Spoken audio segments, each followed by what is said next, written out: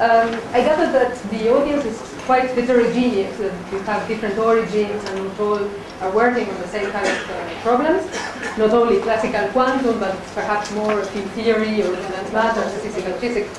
So what I plan to do in these lectures is to be very, very introductory and basically to try to assume nothing, that you know very, very little. And I will try, if I don't do it, please stop me and ask me questions. I will try to define everything I present, and I will try to explain everything that I tell you during these 3 talks. So what's the problem I'm going to deal with is the problem of coarsening.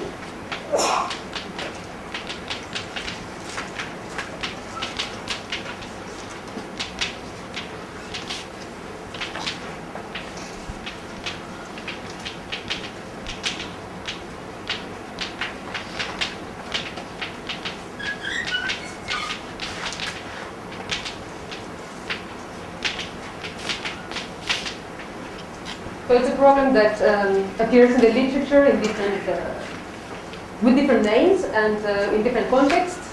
So this is the reason why it's interesting, because it's very has a very large, very wide areas of applicability or appearance, if you wish. And to set the problem as precisely or in as much detail as possible, let me tell you that I'm going to talk only about problems which are open. Contrary to what Alessandro did this morning, that he focused on closed quantum systems, I'm going to focus on open systems.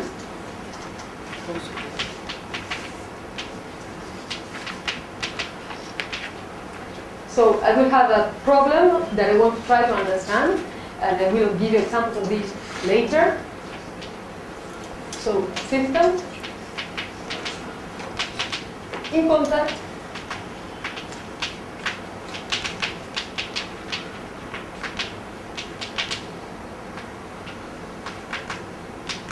with an environment. So if I want to make a sketch of this, I will have my system, and I will have a much larger environment, which I'm calling a bath in the drawing on the blackboard, which is the milieu, the thing that surrounds my system, and with which my system can exchange energy. So the energy of my system is not conserved.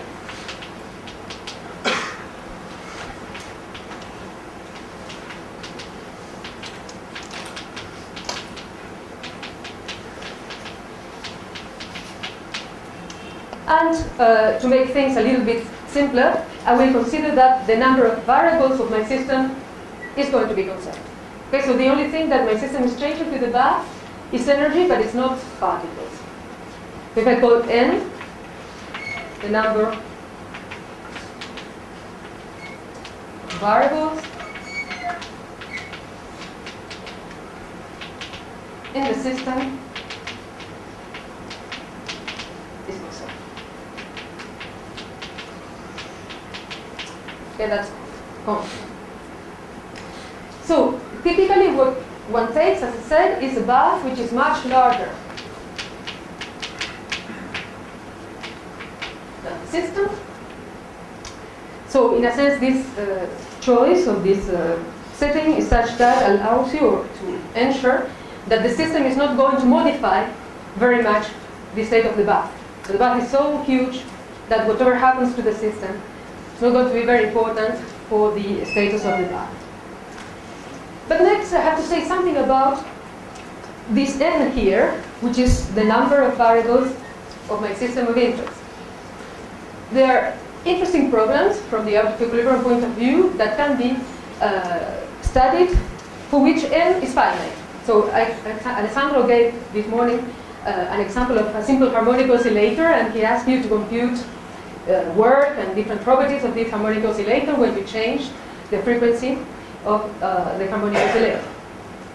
I'm going to be interested in problems in which this n here is going to be very large as well. Why? Because I want to consider problems that have phase transitions. That if I study them from the static point of view, doing or utilizing statistical physics equilibrium methods, the ones that you are used to having studied in the university, then for those problems, you are going to have phase transitions, equilibrium phase transitions. But the question will be, what happens if I take one of such problems and I change a parameter and I take it from one phase to the critical point or from one phase to another phase. So let me repeat a little bit what I said in words now on the blackboard. I'm going to choose n to be much larger than 1. And the reason for this is I want to have phase transitions in equilibrium. Which kind of equilibrium situation I'm thinking about?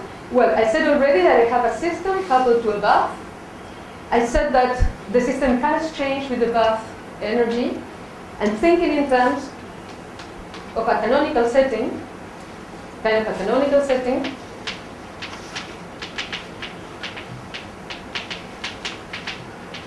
in which beta, which is inverse temperature, and I'm also going to set Kb to 1 everywhere in the top.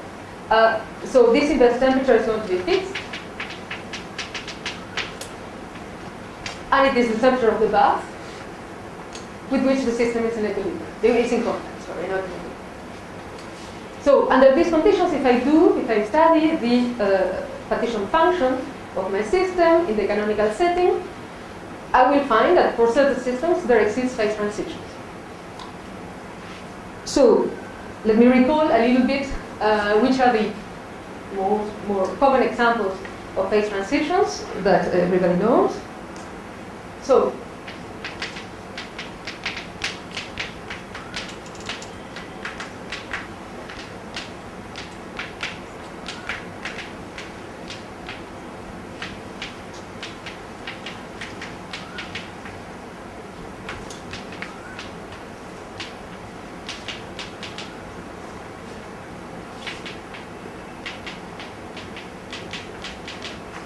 I'm going to discuss 3 kinds of phase transitions and the dynamics through these phase transitions. Yeah, I have something to ask. Yes, please. System and the heat bath are equal. Yes. Yes. My bath is going to be in equilibrium. Thank you for asking, because I didn't say it. So the bath is in equilibrium at temperature T.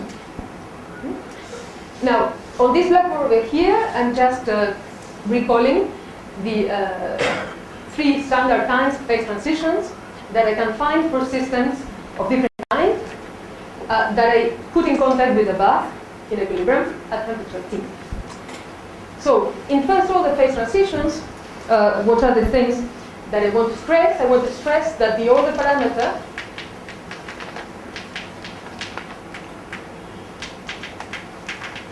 jumps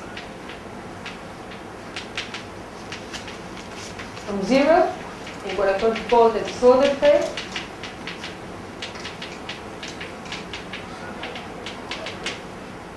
to a value which is different from 0 in the ordered phase.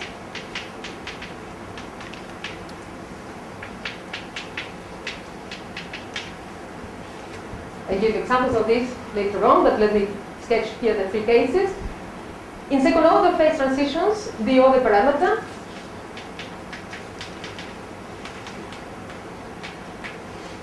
is continuous.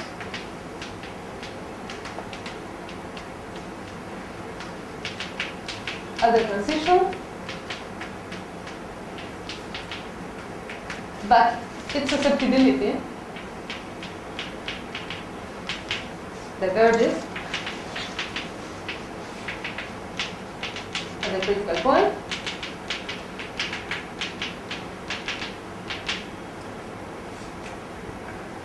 There is a correlation length that one can identify, and I'll come back to this point later on from the study of correlation functions. This correlation length is finite.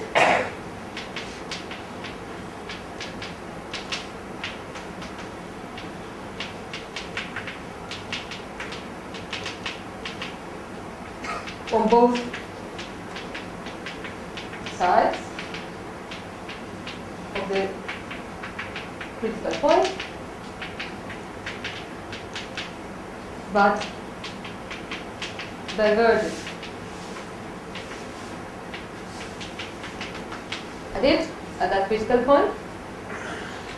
And what I'm calling infinite order phase transitions are those that are also called Coarsening-Fowler's or Leticia-Cugliandolo phase transitions. And basically the only thing I want to know here is that the disordered phase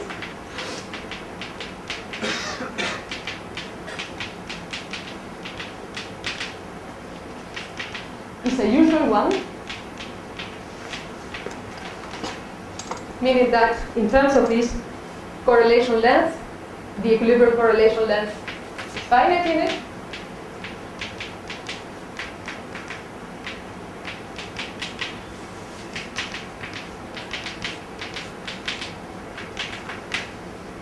But then, in the between inverted commas ordered phase, in the I'm going to call it low temperature phase,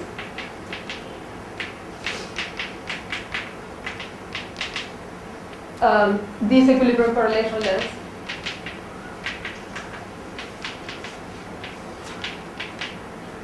diverges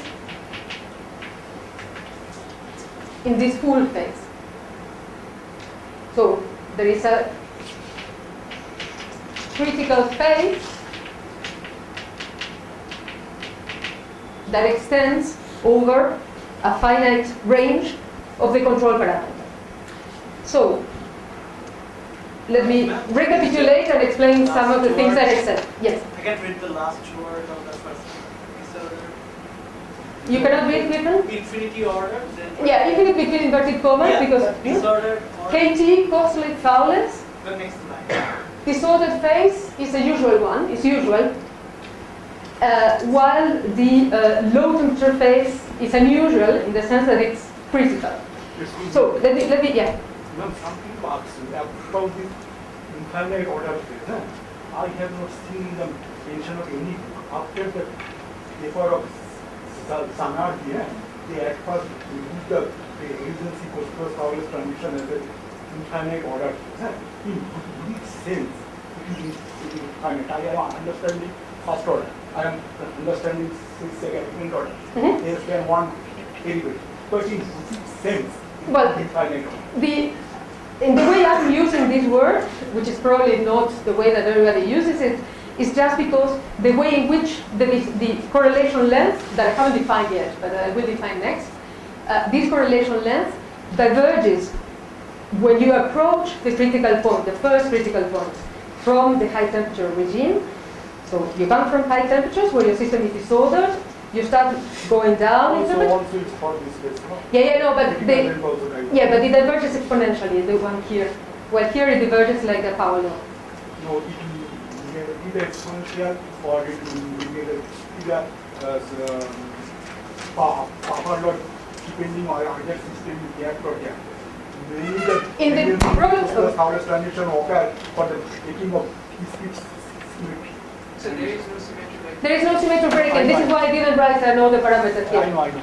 This is about 1D and 2D equal to 0. There is no spontaneous symmetry breaking. Only the system has symmetry.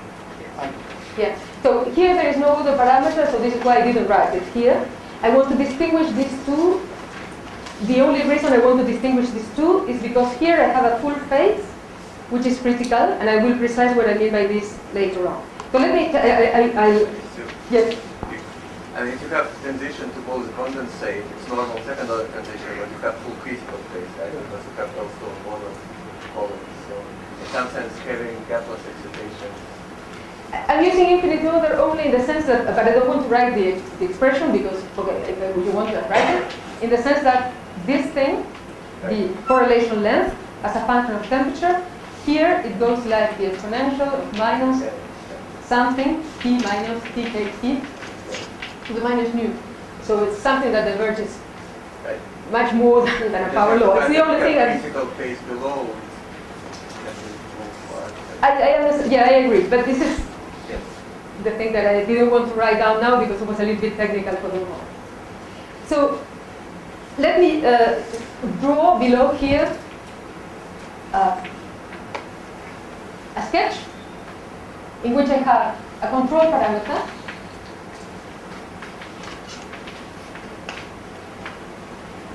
this control parameter typically will be a doubling constant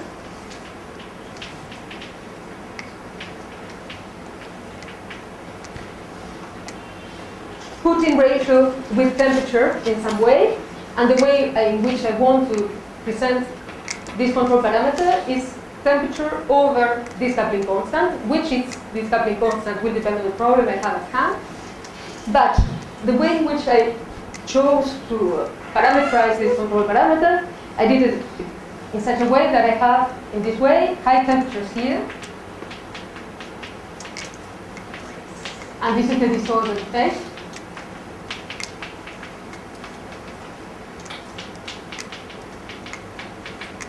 Low temperatures here. And this is either the ordered phase or the critical phase in the third column over there. And I have here a critical point, which I'm going to call TC in the first two rows, and I'm going to call it TKT in the third, in the case of the third. Okay, so I'm thinking about a generic problem, the behavior, the equilibrium behavior of which I can characterize in terms of this control parameter, and I'm having a disordered phase, high temperature phase, which is not going to be very interesting, and a low temperature phase, which is going to be more interesting to my purposes. And a critical point that is also going to be interesting to me. Okay. So, are there examples of these three kinds? Yes, of course, there are. So, in most of my talks, I'm going to talk about, use as an example, magnetic systems. But, well, there are many other ones. Some of them have been already mentioned. For the moment, I haven't made explicit whether I'm thinking in terms of classical systems or quantum systems. When I did this sketch here, the last one over here, and I chose as a control parameter T over coupling constant, well, in a sense, implicitly, I was thinking about thermal phase transitions, but I could have written here something like gamma over some other coupling constant, I don't know, and think in terms of a quantum problem and a quantum phase transition, and I could even write down a plane where I have two control parameters, one which is thermally controlled, another one which is quantum fluctuation controlled. In my talks, I'm going to talk about classical systems, but part of what I'm going to say can be extended to quantum systems as well, and I try to mention it, if I remember, during my lecture. Okay, so from now on, we're going to think in terms of classical problems.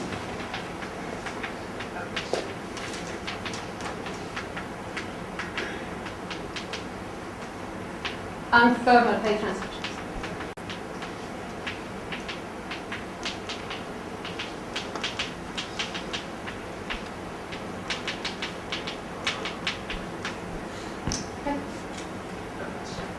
Okay, so which are the examples I'm thinking about? Yes, please. So is your coupling constant dependent on the temperature, or is No. My coupling constant is just some parameter in my Hamiltonian, so I'm going to write it now. So,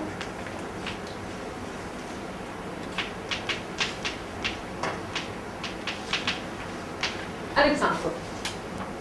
An example that we all like to work with in the statistical physics community is an example of classical spins.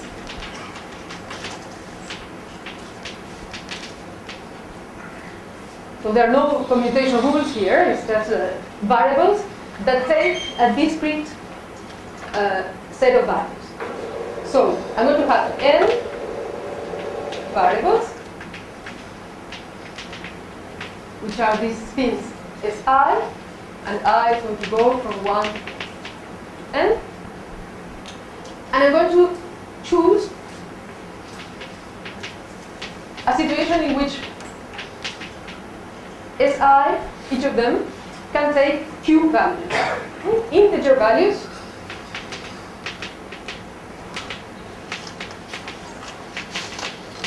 from 0 to q minus 1. Q integer value. And I'm going to choose the Hamiltonian of my problem, so the energy that I'm going to write like this. So this is my classical Hamiltonian. J is going to be the coupling constant, and you will see it appearing now. S, between curly brackets, is the ensemble of all the SIs. And I'm going to choose Hamiltonian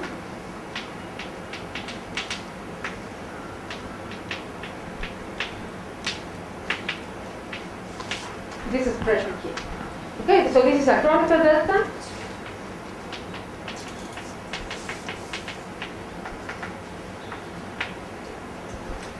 This is a sum over pairs of spins sitting on the vertices of a lattice. I can choose the lattice as I want. For example, square lattice or cubic lattice if you wish.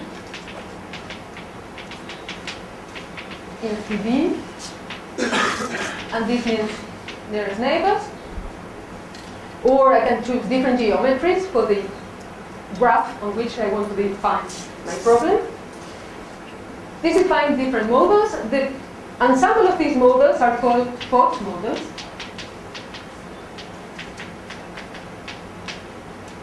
And if you choose Q to be 2, so that's a particular case, okay? If I choose Q to be 2, I have two possible values for each of these variables. So if Q is equal to 2, Si can be 0 or 1. So it's very close to the Ising problem, right? Problem of bimodal variables. And if you look at this term, each of these contributions to the total Hamiltonian, you will see that if the two spins take the same value, the Kronecker delta is equal to 1. Multiplied by 2 minus 1, this is 1. So you get a negative contribution to the energy each time that two neighboring spins are aligned. The same will happen for 2, 1 values of these spins here. Instead, if the spins are different, then this is 0, then you get minus 1, and then you get a positive contribution to the energy. So ferromagnetically ordered spins, which are neighbors on the lattice, give you a negative contribution to the energy, so this is favorable from an energetic point of view, while antiparallel or antiferromagnetically ordered spins are not favorable from an energetic point of view. Of course, the equilibrium properties of this problem are not only determined by the energy. You have to do the partition function, look at the free energy, do the usual analysis, and you will see that these problems, the phases of these problems are determined by the control parameter, which is T over J. So you see J as the control parameter as the coupling constant, that I generically wrote here. And what you find for this problem is that if Q is equal to 2, you have the Ising model, you have a second order phase transition, so you're here, between a ferromagnetic phase at low temperatures and a paramagnetic disordered phase at high temperatures. So I'm going to write Fm here, here, there. Now I change model. I take Q equals to 3. I have 3 possibilities for the values of the spins. I do the same analysis of the free energy, and I find, again, a second order phase transition with an ordered and a disordered phase of the same kinds, paramagnetic, paramagnetic. So nothing changed very much. If I take Q equals to 4 is the same, but if I take Q larger than 4, so 5, for instance, I fall in this category here. I have a first order phase transition. So with this set of models, I can, by changing this parameter Q, but I change model, no? By changing Q, I change Hamiltonian, so I change model. But by changing model, I can cover this family and this family of problems. Yes? Is this boundary between 4 and 5 true in 3 dimensions or in every dimension? I think it's true in all finite dimensions, if I'm not mistaken. Finite dimensions. Yes. Yes, I'm not sure. I have to check it. And it's certainly true in 2 dimensions. It's certainly true in 3. Then I don't remember exactly what happened next. Yeah. There should be an upper critical dimension beyond which everything should have the same universal. I mean, if you go beyond the upper critical dimension, Yes, 4. So it's 4, right? So the dimension, then we are talking about the dimension of the lattice space. So don't you think 4 should be, 4 should be a special dimension above which? Yes. Okay. So for what I said here, let's stick to 2 and 3. But I just took it as an example. I mean, I'm not going to say much more about general Q. Just wanted to say that there are simple moments like this where you can call these kind of phase transitions as well. And the last one over here is the one that you get if you do the 2-dimensional XY model. The kind of this kind of phase transition. I'm not going to say much more for the moment about that, so I'm not going to write down the Hamiltonian of the XY model. For those of you who know it, you know what I'm talking about. I just wanted to say that there was the possibility of having here a critical phase for certain models of simple time. Why do I want to say this? Because in my third lecture, I'm going to I'm going to present it more like a seminar more than a lecture. So it's going to be about recent work concerning frustrated magnets, where most of what I'm going to say today and tomorrow is going to be applied. And these frustrated magnets are systems for which, with only one Hamiltonian, since there are many parameters in this Hamiltonian, then you can have transitions of this kind, and of that kind in the same Hamiltonian, okay, for the same Hamiltonian. Here, when I changed the value of Q, I changed the set of range of variations of the variables. So I did a change which was quite drastic, if you wish. While here, I'm not going to change in these frustrated magnets the range of validity or the range of variation of the variables, but just the parameters, the coupling constant in the Hamiltonian. So, okay. So all this was kind of a summary of things that you certainly know about phase transitions. I wanted to cover it because next I'm going to use this language, so it's necessary that you have the same language as I have. So I already said that I'm going to focus on classical programs, thermal phase transitions, and now what is the actual program that we want to understand? So the actual program we want to understand is the following.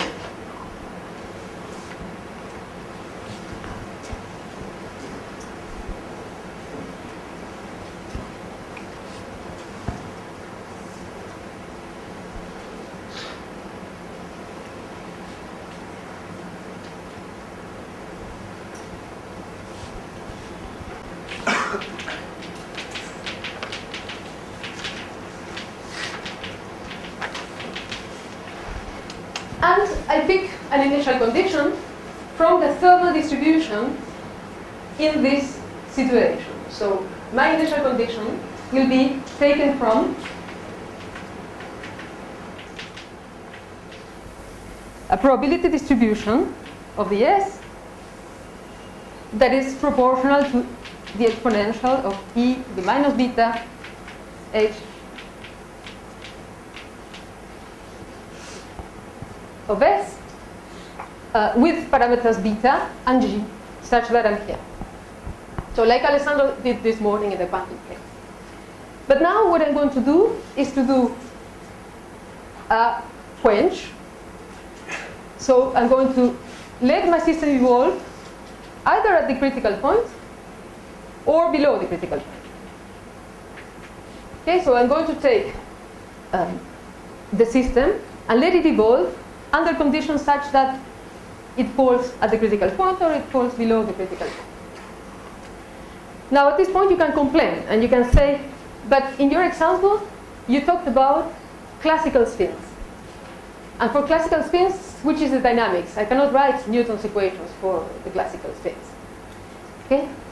So what we do to attribute, to give a rule for the time evolution of these classical spins is to model the bath in some way. So propose a microscopic model for the bath, propose a microscopic model for the coupling between the system and the bath, do some calculations that I'm not going to do here in these lectures. These calculations lead to two possible descriptions of the stochastic evolution of these spins. Why stochastic? Because the spins are going to be coupled to the bath. The bath, I imagine that it's something that produces fluctuations into the system, thermal fluctuations that randomizes a little bit the evolution of the system. At the same time, the coupling to the bath, I said, that allows for dissipation, allows for letting the system give to the bath the energy that it doesn't want to have. So the coupling to the bath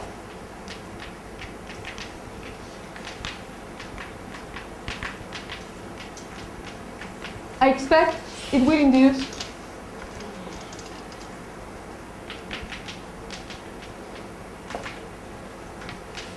thermal fluctuations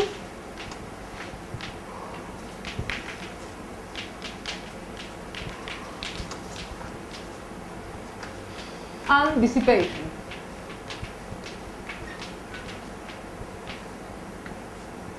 So in my phenomenological laws for the evolution of the spin variables in time, I have to write down some equation that tells me how SI of t depends on time, evolves in time.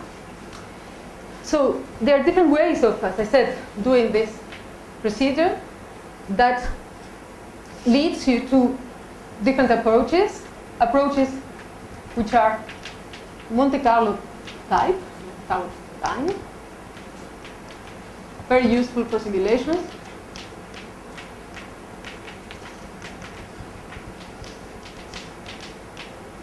Not for analytics.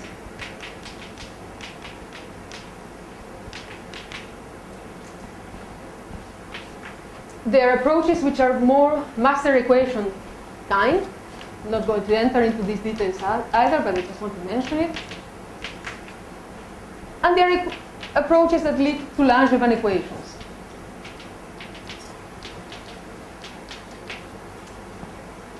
Or things that in the context of coarsening are called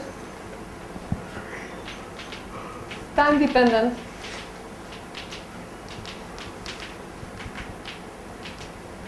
Gainsbourg-Landau equations. So this last step, this one here, is the one that it's useful to do analytical calculations and to try to understand theoretically how do these systems behave when you do these quenches here and there. And it's the one that I will present in some detail a little bit later. Okay? So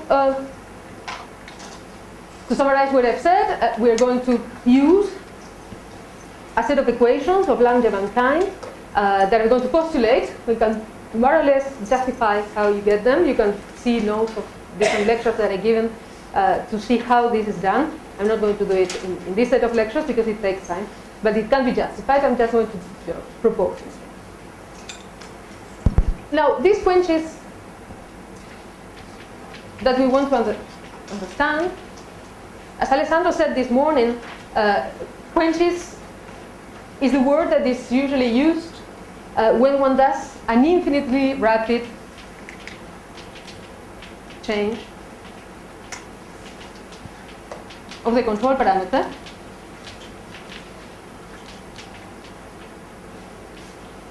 In the statistical physics literature, if you see quenches, you always see it used in this way.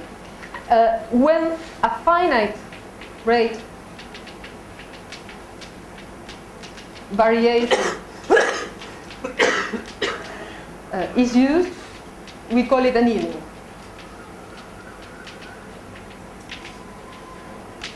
This is names that come from the metallurgy literature. but it's the one that we use in statistical physics. So if you read papers and you see quenches, it's always used in this sense. Most of what I'm going to say is going to concern these infinitely rapid quenches. If I have time tomorrow, I will talk a little bit about finite rate variations and the connection to the Kibble-Surek arguments that you have already heard from Amit Dutta last week.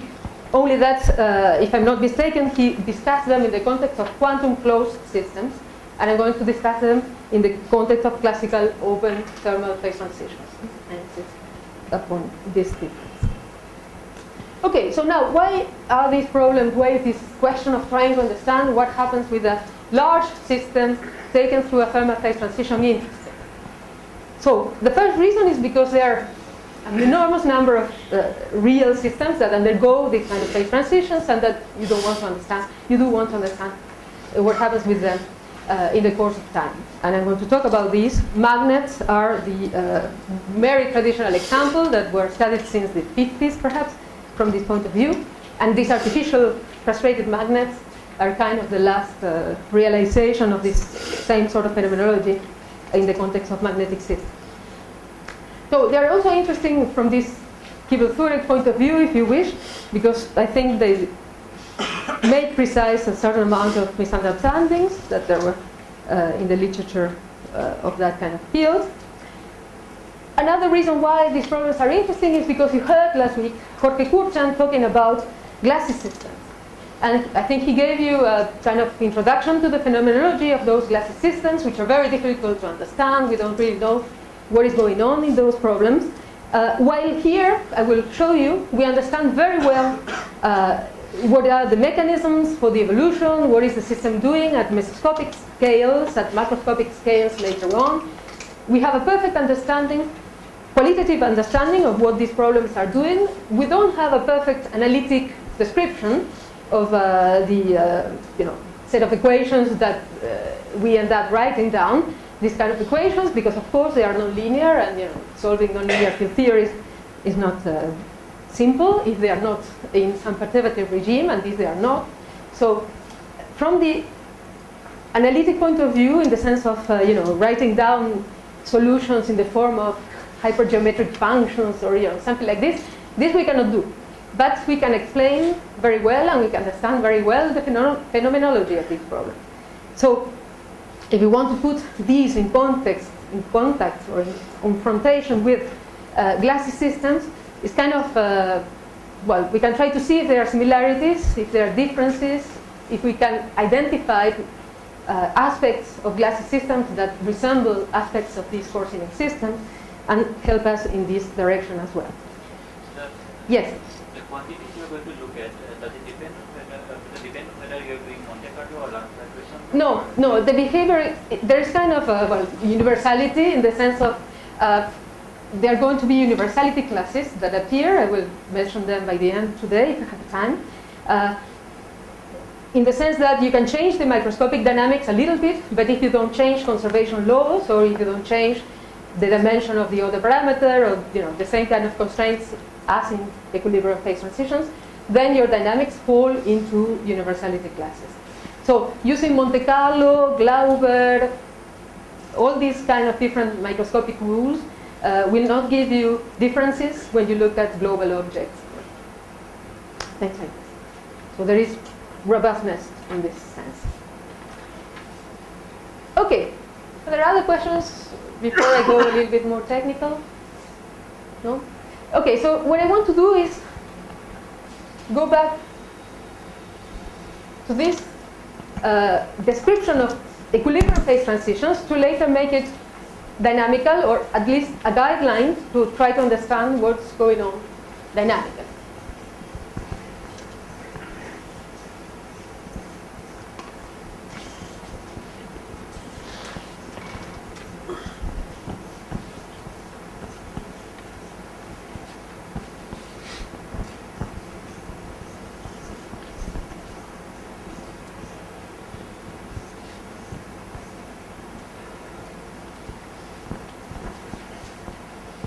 Okay, so how do I see this phase transition picture a la Ginsburg-Landau. So first of all, I have to identify an order parameter.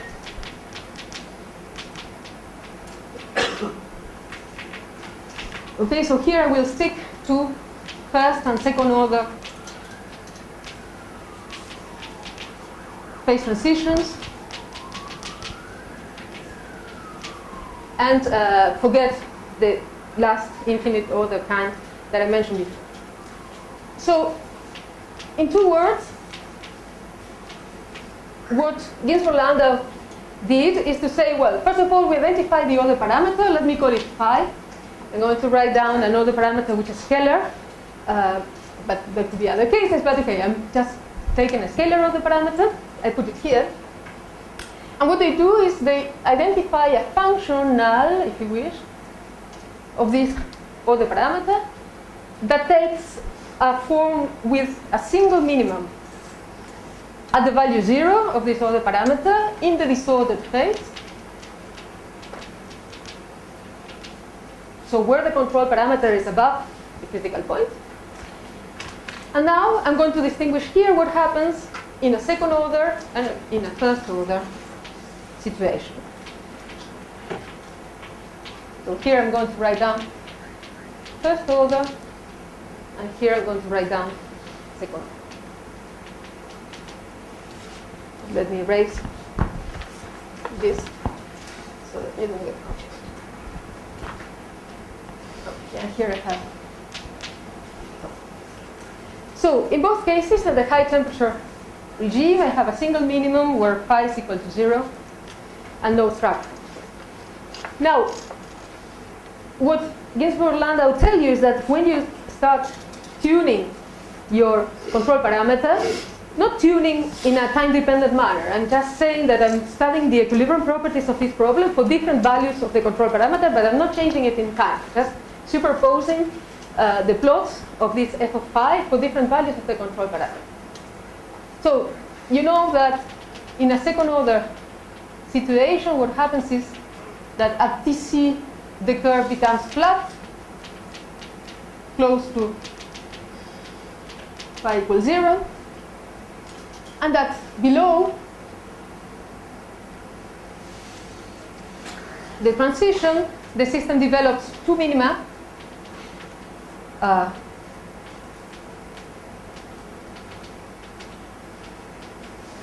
at values of phi which are different from 0.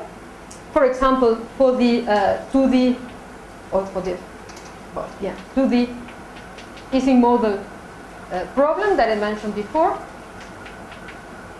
phi is 1 over a coarse grain volume, I, or you can just take phi to be 1 over n, sum over I, Si. This is the example I was talking about before. And then you have 2 minima that open up from this value, which was a minimum at high temperatures in the disordered phase. This minimum became flat, and then the 2 other ones open from this one. And the important point that I want to stress here is that the phi equals 0 configuration, state, if you wish, becomes unstable at low T, while these 2 minima are naturally stable at low T. Okay, so this is the sketch. Now, in a first order situation, what happens is that at a certain point, certain value of the parameters, there is, for example, 2 minima that appear here, but they are higher in free energy with respect to the minima at 0. At the critical point, at the transition, you have something like this. So the 3 of them degenerate. And below the transition, I would like to have color shock, but I don't. Okay, let me try to see with this one if I can.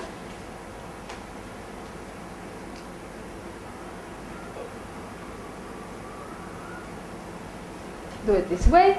So what happens is that below the transition that I'm calling TC over there, you have that this solution is still a local minimum. So it is metastable.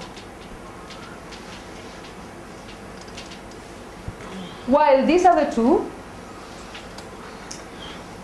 become stable, absolutely stable, because they are absolute minima of this free energy. Okay, so these two are the absolute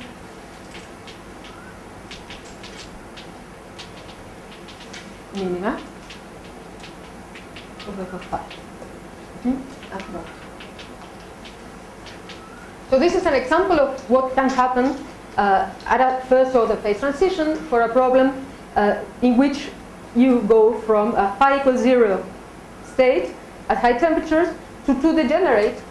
So you see here that there is no problem. It has nothing to do with having symmetry or not having symmetry between these two. These two are degenerate, and they are one transformed from the other one. One can transform from one to the other one with a symmetry. The point is that the way in which these two appear is through this degeneracy, a particular value of the control parameter at which they become, they have the same value of the free energy density than the 0, 1. Okay, and I'll give you an example of a system in which you can find this in a second. Okay, so this is a sketch for a first order and a second order phase transition. So why do I want to show you this? I want to show you this because I want to try to discuss this sort of problem, now the dynamical problem, trying to use this sketch as a guideline. But at the same time, I have to be very careful. Why do I have to be very careful? Because when I draw these two pictures, I went from a problem with n variables. Originally, my system, I recall, had n variables. So a sort of reduced representation in terms of these order parameters. Phi, that is only one variable. Only one.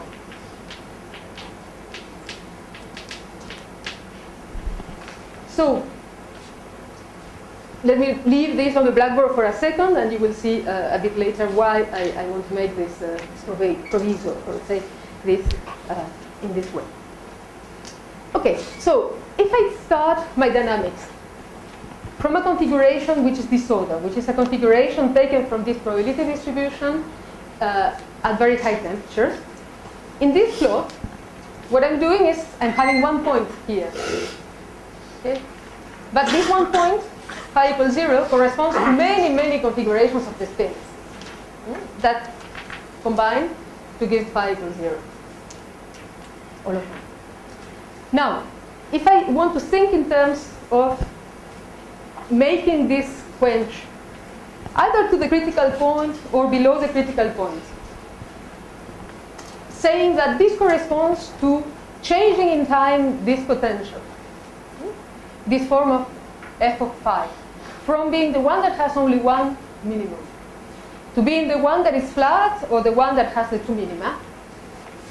Very naively, if I think in terms of one variable problems, very naively I would say, well, my system initially is here. I have thermal fluctuations because I'm in contact with the bath.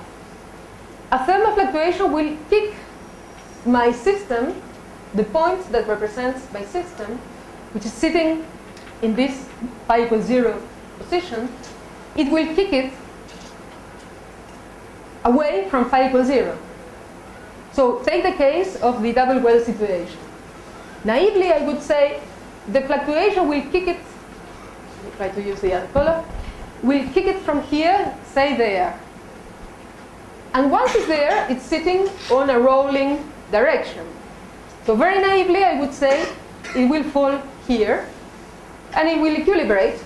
And this is the mechanism for spontaneous symmetry breaking that you heard many times in the university cell. But the problem of this argument is it doesn't tell you how long it takes, because it doesn't really tell you how much you move from this maximum with a thermal fluctuation. And the reason why this argument is misleading and actually usually leads to very wrong conclusions is that this picture, as I said, is done on the blackboard, is done for one variable, but actually my phase space, well, I should think that it has n-1 directions, other ones that are not plotting on the blackboard, which are all the other directions that correspond to all the other possibilities of the SIs. So this argument of falling, like this from the top of a mountain is wrong. I mean, it has to be done with much more care to try to control time scales and understand a little bit better how it works. And this is what I'm going to do next. Yes? The same gets the energy profile. Yes. It's not that you are not taking into account this, because S entropy really tells S is within. It's not, but when you're talking about rolling, you're probably talking about energy. No, because people especially in the glassy literature, do this sort of pictures, and they say, well, you have a maximum there, and a thermal fluctuation will take me away from the maximum, and then I start jumping over the barriers and so on and so forth. And this is completely wrong, because I will show you next the time that you need. If you don't say something about times, then you're not really saying much. The time that you will need to really do this process and equilibrate there, and get a system which is magnetized for a magnetic sample, it will diverge with the size of the system. And that information is not, you don't see it here in this picture, because you have already divided by the size of the system. You lose it, this information. So I was just wondering, is this analysis also known in models of inflation? Yes. I hope so, yes. Yes. Well, people in inflation, I'm a little bit in contact with people in inflation. So people in inflation, they never go, as far as I understood, to the double well situation. They always are in the symmetry preserving phase, and they change the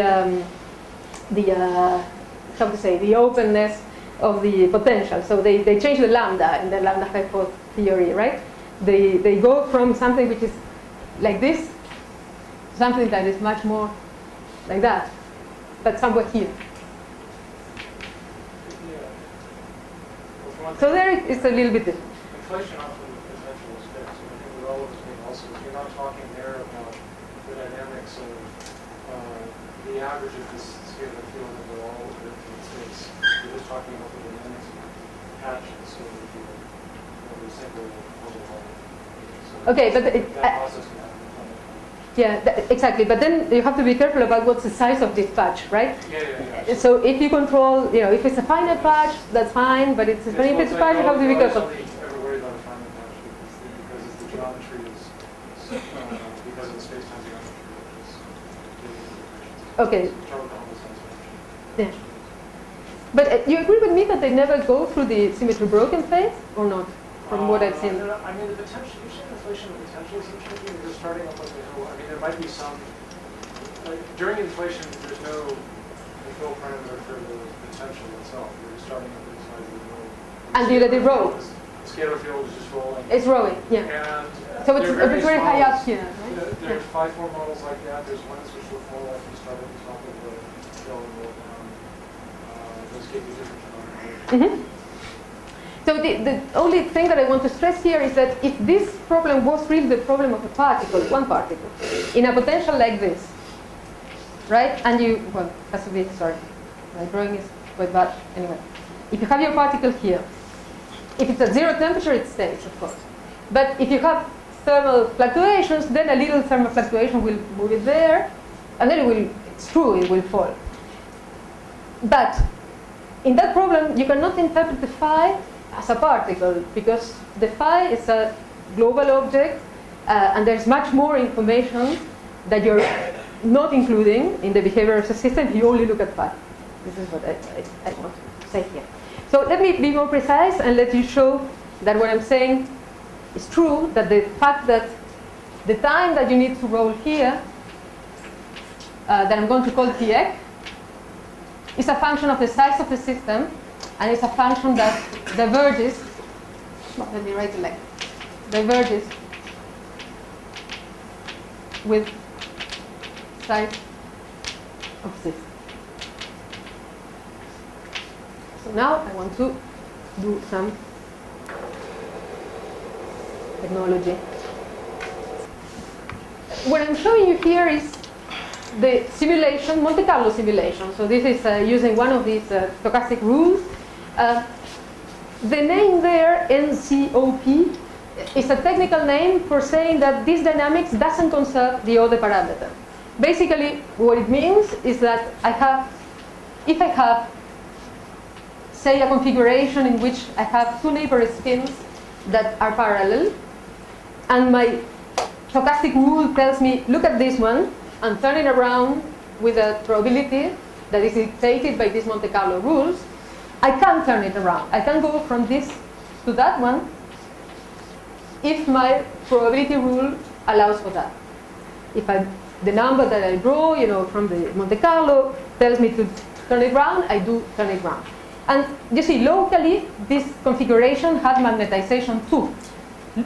This one, locally, has magnetization 0. If I think of the spin up as being equal to 1 and spin down as being equal to -1. So I didn't conserve the value of the magnetization in this move. There are other kinds of dynamics, microscopic dynamics, that do conserve magnetization, and they are better adapted to deal with problems of phase separation, for example. When you think about separating water and oil, then you cannot kill water to make it oil. Well, here you can kill an upspin to make it a downspin. Okay, so this is going to be part of the rules that will lead you to different universality classes, as I said before. This is just one of them. So this is what stands for N, non-conserved orthoparameter evolution. It's the one that is relevant for magnets.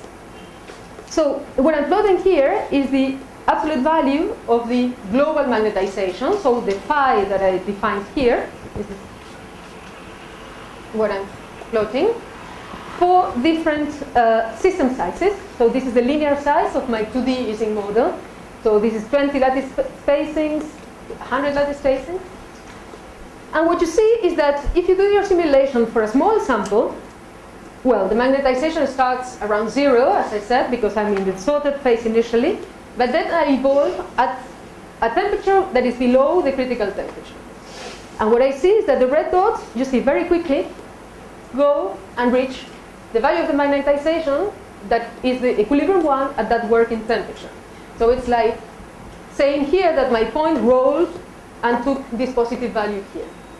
And this, the system which is small, did it very quickly. It did it in, 20 Monte Carlo steps. Now, the green one is done for a larger system size. And there you see that, well, it does it, but it does it much slower than the previous one. If you go to 85 lattice spacings, for instance, you see this, and you don't see this curve detaching from this value and going up to this equilibrium value. The equilibrium value is the same for all these samples because the working conditions are the same. It's only the size of the sample which did. And this one here, for 100, well, it never really detaches from 0. It fluctuates a little bit around 0, but it's around 0. So in my plot here, the last curve is always here. Phi didn't detach from 0. Apart from 1 over square root of n fluctuations, which are typical of this kind of problem, but these I don't want to care about. For my purposes, this curve is in 0. Does it mean that it didn't detach, or does it mean that it took longer time to cover the whole system? Exactly. It means that it will detach, but it will take much longer to do it. And that you will see in another plot that I have to find. Let me see. Where do I have it? Okay, this is the sketch. So, let me start by showing this. So, these plots here are snapshots of equilibrium configurations of my 2D Ising model here at infinite temperature. So here is random, plus or minus 1 for the spins with probability half. The average of phi is going to be 0. Thermal average of phi is going to be 0. This is the kind of how it looks at typical configuration of infinite temperature. This is how it looks at typical configuration at the critical temperature. This is how it looks at typical configuration at low temperature. So white means up, let's say, and black means down. So it's mostly up, apart from some thermal fluctuations, which are these dots over there, which are the ones that make phi be smaller than 1. It's not completely saturated, the magnetization, because the working temperature is non-zero in this plot. Okay, so there are still some spins which are reversed with respect to the background.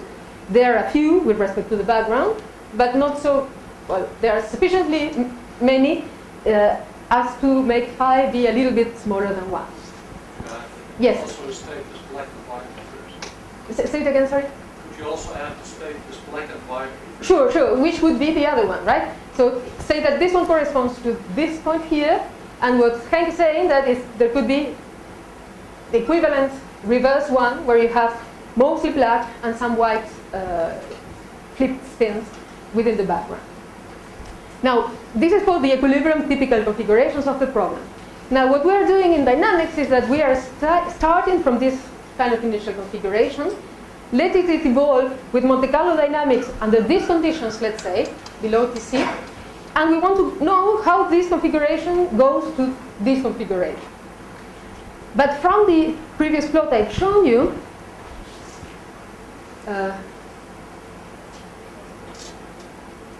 this one here, for a sufficiently large sample, the average value of the spin over the full sample is still 0. So what does this mean? It means that if I look at the evolution of the samples, now look at this row, don't look at the previous one, look at this one. I start from an infinite temperature initial configuration, which is as many red and white now, black and white. Now, domains grow. What are domains? Domains are regions of aligned spins which are neighbor to each other. Okay, so here you can easily see that there are regions here, the red region here, where all the spins point in the same direction, and they're connected to each other. And, well, I don't know, there are many. There are as many of one kind as there are of the other kind. In the course of time, so this is for one time after the quench, this is for a longer time after the quench. In the course of time, the size of these objects grow. This is obvious just by eye, you can see it. So here the red objects are bigger than here, and here the white objects are bigger than there. But if I sum pluses and minuses, I will still find 0. So from the behavior of this phi alone, I don't see much going on. But if I look at the configurations, I see that there is a lot going on.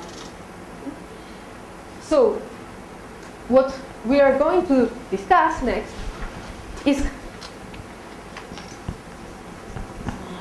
that if I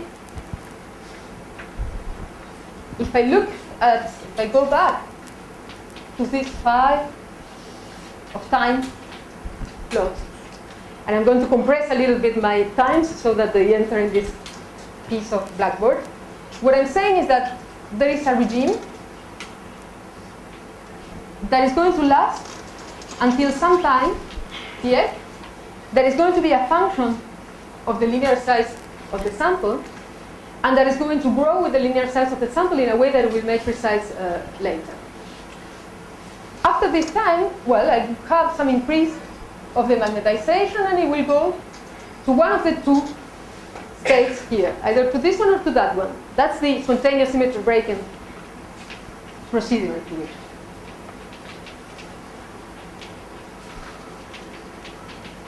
Choosing one among the two. Then it will stay here for very long, and then it will reverse. The system will be able to reverse. This reversal corresponds to jumping over this barrier from one to the other one. This will happen as well, but it will happen at times which are much longer than this one. I'm going to call it T reverse of L. And basically what you will have is that some microscopic time scale, let me call it T naught, is going to be much smaller than Tx of L, which is macroscopic because it depends on the size of the system, which is going to be much smaller than this reversal time. That also depends on the size of the system, but in a much more dramatic way, it will increase this. Okay? Now, the coarsening process I'm interested in is this one. It happens here.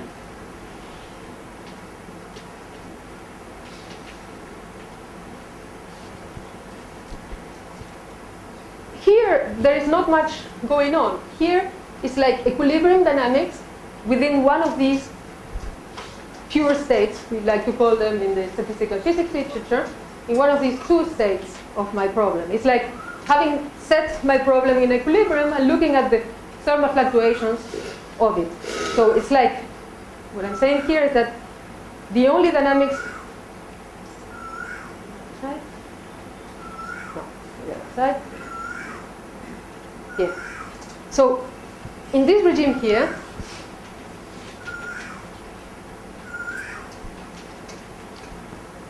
the only thing I will see is that I will be in one of these configurations. I will have thermal fluctuations. The spins will, turn back and forth because of the thermal fluctuations due to the contact to the back. But say this spin that is black here, very soon it will realize that it's not good to be black because all the surrounding is white. It will turn round again. Another one will try to become black here. These are silly fluctuations. These are thermal fluctuations that you will have in equilibrium and that are not the main topic of my discussion. The process of going from one minimum to the other one is not that simple. It has to do with Arrhenius arguments. Okay, for those of you who know, but I'm not going to discuss it either. So this part over there, I'm not going to discuss it in detail.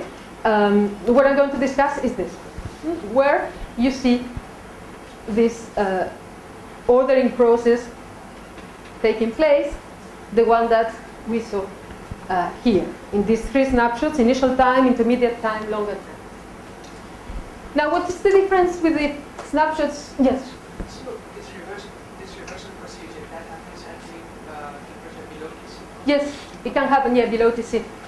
This time here, it's a function of temperature and L.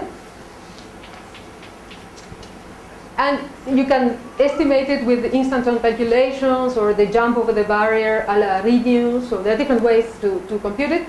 It will give you a time that diverges exponentially with the size of the sample. And an exponential, you will have something that depends on the size of the sample up there in the exponential, and then divided by T. So at zero temperature, it explodes. You need temperature to be able to jump the barrier because you need to take energy from the environment to be able to go up the barrier. But in any case, it's so huge because of the dependence on L on top that, for all purposes, you don't see it. I should have left my simulation running for very, very long and see, when you see it. But for the 100 size sample, I never see it. It's really too long. Do you see it for this getting close to 20 I didn't. the 20 yes. 20 For the 20 years, you can see it, yes. But I don't have the plot. Okay. So, are there other questions? Okay, yes. On the same thing, if I have some stochastic dynamics, just a very small probability of just them all flipping at once. Yes, you need to. Is that this time scale for that would be the minus number, presumably, just like probability. I didn't understand you. That's right, but then you have to do it coherently. So you need to you need to flip the bubble. Right. It's a bit like the first order phase transition when you need to grow a bubble that conquers the sample, and this is huge. Which is a shorter time, and is this coherent flipping? It's very fast, exactly. Yeah, when you have to wait for the very, very favorable fluctuation that makes you create this big bubble. Bigger than something, and then turn it around. I had a film for the first order phase transition, which is very similar, but I couldn't connect to the network this morning. I'll show it tomorrow. There you see how bubbles try, don't, and go back and go back and go back. All of a sudden, there is one that makes it. So, in the context of the Fox model I had. Anyway, so what's going on here in the upper set of snapshots is the same, but at the critical temperature. Okay? So here what we are doing is quenching infinitely fast to the critical point, the second order phase transition, and then what you see is the growth of equilibrium structures at the critical point but they look rougher in a sense. Okay, there are much more fluctuations. You see, for instance, the walls between the interfaces between the two regions, black and white or red and white, are rough. They're fractal. They can even be characterized in full detail. The fact is that they're very, very quickly. There are many more structures. There are many more small domains and so on and so forth. So what the system is doing here, in 2 words, is that it's growing equilibrium structures of some size, but this size doesn't conquer the sample completely yet. So if you compare this last snapshot in the first row to the one in equilibrium at the critical temperature, well, this one had much bigger structures, right? If you start following this thing here, the black one, you will see that it percolates, for example. So the other one is approaching this kind of situation, but it's not reaching it either, as for the quench to the low temperature phase. So in both cases, the system tries to approach equilibrium, but it doesn't. So how many time do you have? 20 minutes. 20? How long? 20. Oh, so I didn't go very fast. Okay. So let me see what I can say. Okay. Ordering in different orderings, let's say. It was either choosing this state or it was choosing this state in different places in the sample. Why is it so? Because this locally, if I did the Ginzburg-Landau construction for a local order parameter, now defined like this,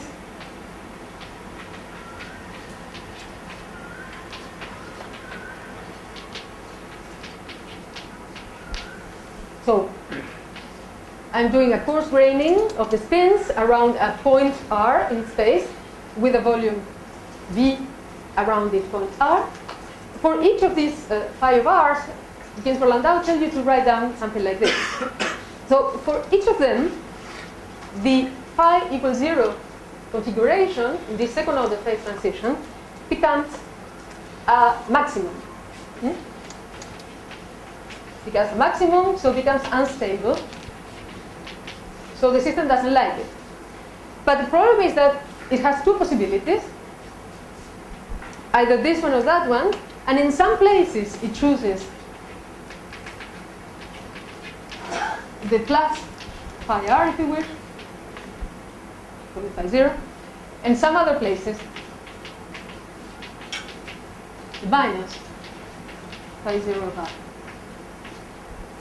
Okay? And there are as many of the 2 of them. Now, the system doesn't like to have interfaces. Why is it so? Because interfaces cost Ginzburg-Landau free energy.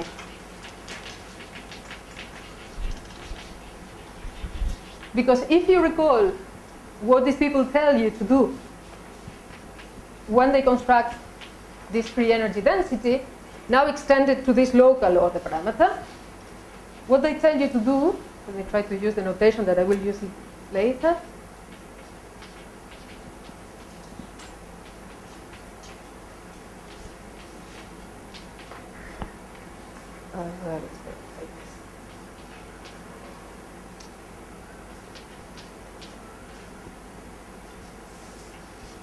What they tell you to do is to include one of these F's for each phi of R, but also to include some elastic energy here, or interface.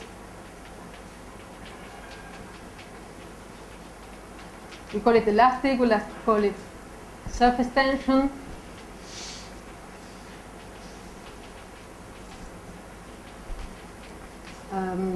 Call it interface force.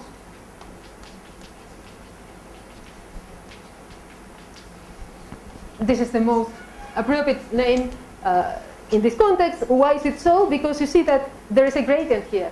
So if there is a variation of phi from one point to the next one on the system, this variation gives you a positive contribution, and then this is not liked by the system because it makes the free energy increase. Okay? So this term is the one that quantifies the fact that the system doesn't like to have interfaces. But the system had the interfaces at the beginning. This is a point that is not usually understood. If you remember this initial configuration where I had a lot of plus or minus spins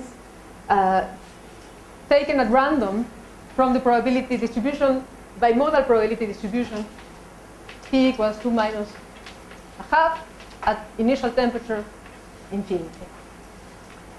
So what I'm doing here is I'm drawing up and down spins at random with this set of probability distributions. So just by probabilistic reasons, you will have regions where the spins are oriented in the same direction just because of this. Okay? So you won't fall into a configuration like this, the completely staggered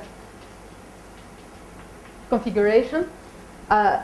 Still here you could say that you have a lot of domains of size 1 in contact with the other one, and you have a lot of interfaces.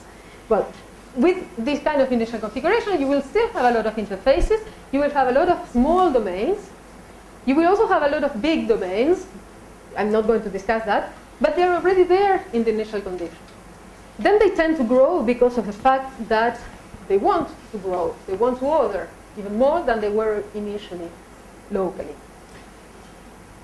So the system in the course of time will try to order these things, diminish the length of these interfaces, or the surface of these interfaces if they are in higher dimensions. But as I showed you with the snapshots, at long times you will still have interfaces, and it takes very, very long to kill them. Now, let me see what I plan to do next. So what I plan to do next was to define correlation functions and to try to extract from them a length, a typical length. And this typical length will tell you roughly how long are these structures in the course of time and as a function of the working temperature, the working control parameter. So actually it's T over J if you wish, but sometimes writing only temperature. So just by I, you have seen that there was these domains that they will grow, and now let's try to be a little bit more precise and characterize these objects and see whether there is only one length. There is no reason why there would be only one. Perhaps it could be many, or who knows. The fact is that it will be possible to identify only one length, both in the quenches to the critical point and to the quenches below the critical point, from the analysis of correlation functions.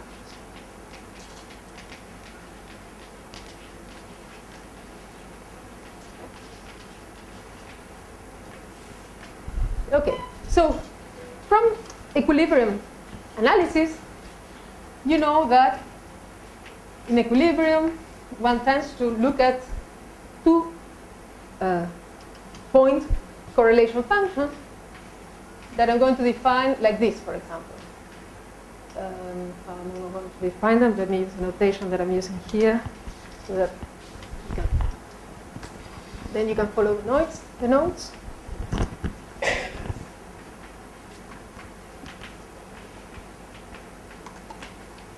Sorry.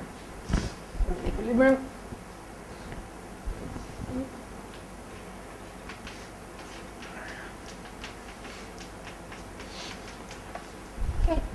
So this is a sum over pairs of spins, normalized, and you're taking this first to be at a given distance r. This gives you a correlation function, and this is the object that allows you to identify close to the critical point, if it's a second order phase transition, the equilibrium correlation length that I said I was going to introduce, and here it is. So you get it from the exponential decay of the correlation function, and then you have a correction, which is a power law limit. Now, I'm out of equilibrium, so I want to try to extend this definition to time-dependent things. So, yes? The sum is over I integer? Yes, thank you. Who asked? Yeah. So the first set of interesting correlation functions are called space-time correlation functions. So it's the extension of this one.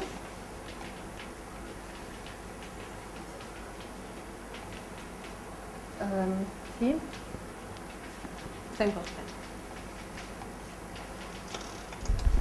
Okay. There's another kind of correlation functions which we like to study. I'm sure that Jorge Kurzan talked about this last week, and I'll first define it, and next I will tell you why we like to study this.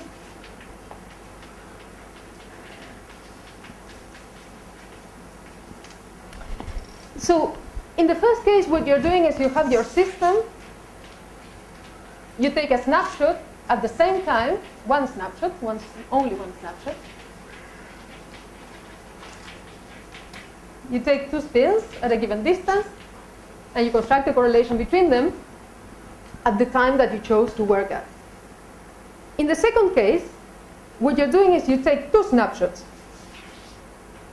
Snapshot at t waiting, a snapshot at t. We usually call t waiting the shorter time, t the longer time. This is time, and this is the quench. So the instant when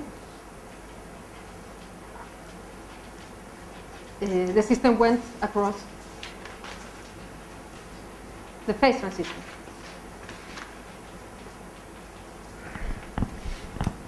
So you compare the same spin here, I, and the same spin there, I, but at different times. And so here you see local information in space, no local information in time. Well, here you see non-local information in space and local information in time. In the context of coarsening system, people focus more on this one because it already tells you everything, actually. It already tells you that there is going to be this R, it allows you to identify it, and so on and so forth. The fact is that in the context of glassy systems that Jorge was talking about last week, if you look at this one, you don't see much. You cannot extract anything from it. Well, if you look at this one, you can. This one has more information, in a sense, than this one for glassy problems.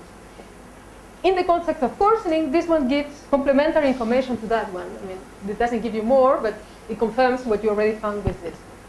So this is why we like to work with the two of them. And okay, and here we have something right. So what happens here? So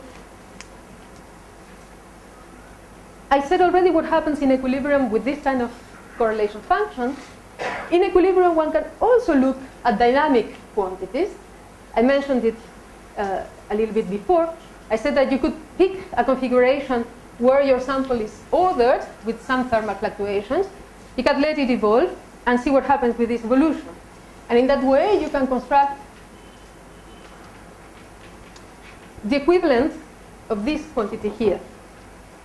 If you construct the equivalent of this quantity here, what you realize is that in equilibrium is a function of the difference of the two times, not of the two times separately, but of the two times through their difference. So if you take a snapshot here, another snapshot there, it's only this, say, tau, t minus tw that counts in equilibrium. Out of equilibrium is not the case. Out of equilibrium, both of them count. And if you look at this one in equilibrium, what you will see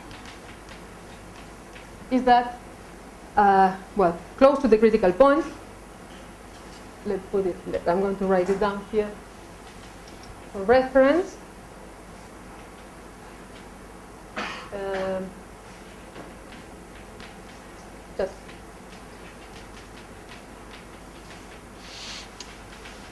Just to recall it for reference. Okay. So this is the behavior it has if you put your system in equilibrium at Tc. So it has a power law behavior, decay, in the same way as this one has a power law decay at the critical point, which is the phase correlation function here. Okay, so now, what about the behavior of these correlation functions out of equilibrium.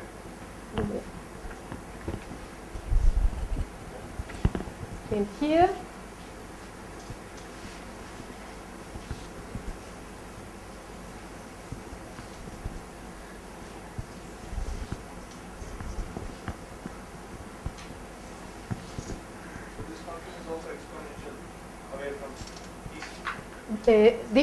yes, it has an exponential factor. Yeah, exactly.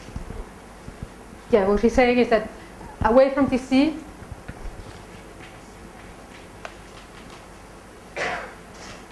it has an exponential to some relaxation factor. Okay, so now I'm going to distinguish quenches to the critical point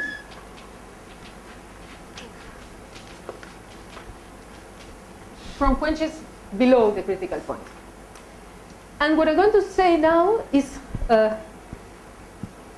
basically was first the result of the study of numerical simulations, the study of experiments, and next the use of RG calculations at the critical point that can be extended to deal with dynamical problems at the critical point. And that confirmed the kind of scaling functions that I will propose for these two quantities at the critical point. Below the critical point, there is no RG that works because there is no perturbative parameter that one can use.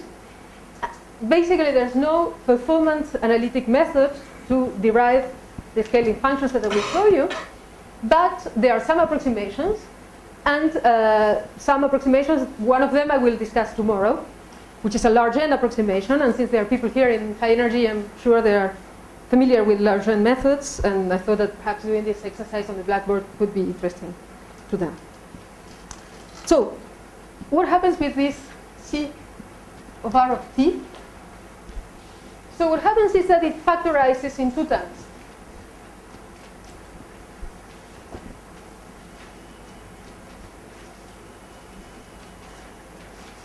That I'm going to write like this.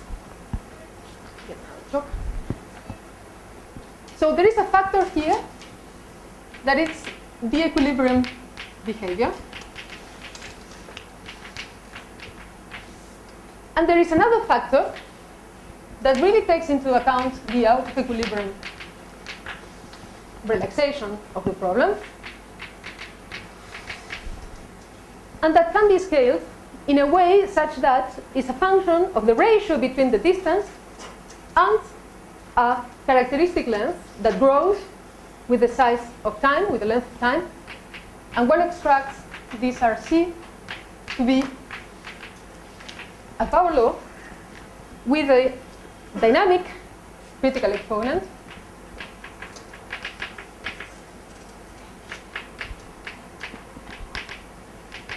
which is the same that you find when you do the analysis of the equilibrium correlation functions at TC.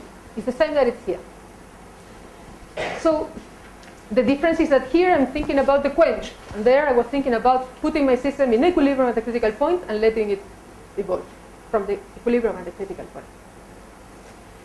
Now what happens with this function f?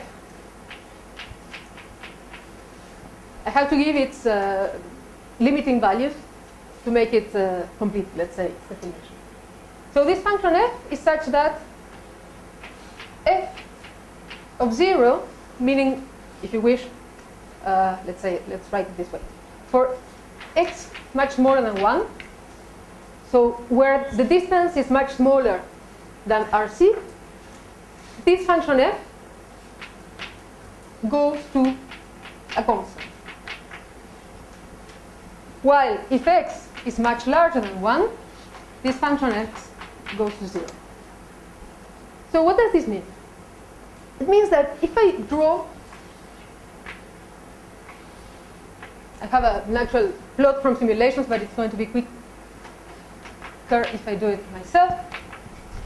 So what I'm going to draw is this correlation function for different times as a function of distance.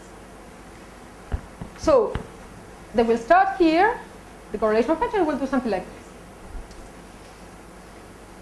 So this, say, is for time t1. Now I do it for a longer time. I do it for a longer time, and what I realize is that they go together for a while, and then they separate, and they do something like this. And then I repeat for a longer time, and I see something like this. I see something like that. And if I, to compare, plot this one, this factor alone, which I know, because I know its functional form, it's this one over there, which at the critical point is just the power law decay. I will see that it's kind of here. Put it like this. So this is Cx of R, which is R minus d minus theta. And these are the time-dependent ones. So what I see from these plots, and it's from... Eta? Sorry? What is eta? Eta is the anomalous exponent from the equilibrium phase transition that you're looking at. So it's an information from equilibrium. Something that you know from studying the equilibrium properties of the problem. It's a small number. So equilibrium correlation function is infinite time temperature. Exactly. But it's an infinite time limit that you have to take growing with the size of the system itself. So to reach this curve here, you need to go to times that grow like L, the size of the system, to the power z back. Because you see it from here. I said that I have a growing length that characterizes the equilibrium patches in my sample. Now, if I need to grow an equilibrium patch that covers the sample, this RC has to reach L. So I will have equilibrium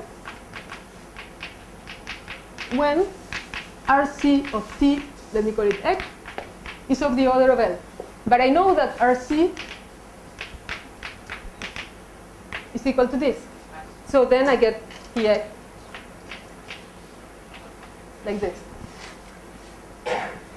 What I also see from these plots is that, so T2, 3, 4, is that here I have a region where all my plots, all my curves, fall on top of each other.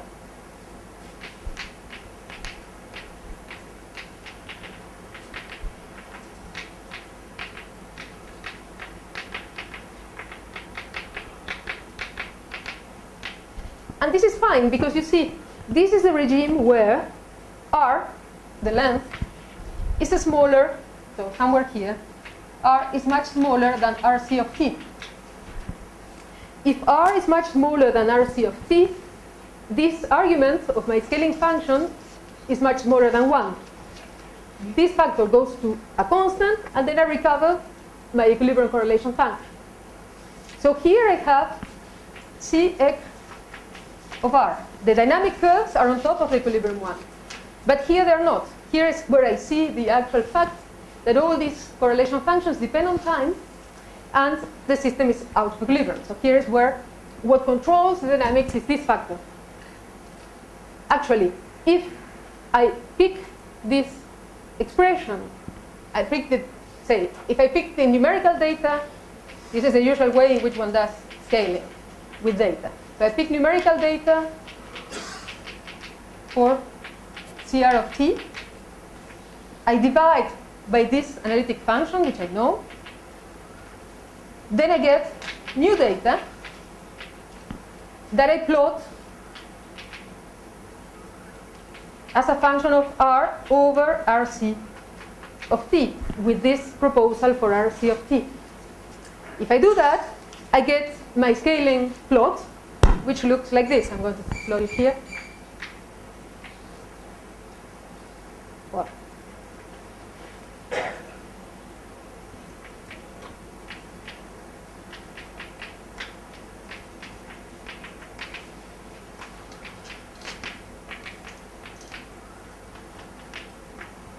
And I extract the master curve